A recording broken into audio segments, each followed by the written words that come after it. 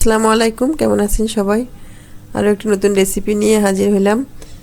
আজকে রান্না করব ছোট মাছ, তবে একটু ভিন্নভাবে। কে কে এই জিনিসটা পছন্দ করেন বা চেনেন?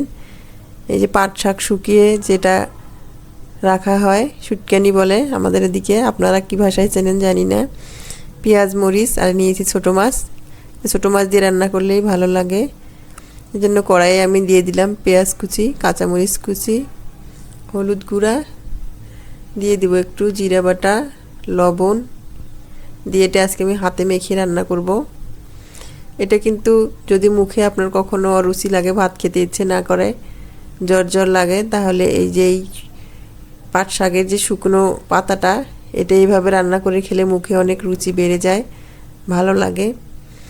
আমি এখানে পরিমাণ মতো তেল দিয়ে দিয়েছি। এখানে তেলটা একটু বেশি করে দিতে হয়, কারণ পাতাটা একটু তেল দিলে সফট হবে বেশি। তারপর হাত দিয়ে ভালোভাবে মেখে নিয়েছি আমি। তারপর দিয়ে দিলাম ছোটো মাছগুলো। তারপর দিয়ে দিলাম আমি এই যে শুটকিনির পাতাটা, আমি এটা কিছুক্ষণ পানিতে ভিজিয়ে রেখেছিলাম। তারপর এটা দিয়ে দিলাম আমি এখানে, দিয়ে একটু হাত দিয়ে মাখিয়ে নেব। এটা যে খেতে এত মজা লাগে।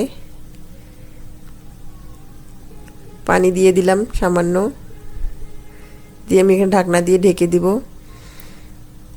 মুখে অরুচি হলে এটা খেয়ে দেখবেন, মুখে রুচি বেড়ে যাবে। এই যে ঢাকনাটা খুলে এখন আমি এই যে রান্নাটা দেখেন হয়ে গেছে। একটু চেক করে নিয়েছি আমি, এখানে লবণ সব ঠিকঠাক আছে। রান্নাটা আমার শেষ। দেখেন এটা কত সুন্দর লাগছে দেখতে, মাশাআল্লাহ। এটা খেতেও কিন্তু অনেক টেস্ট, আপনারা ট্রাই করবেন।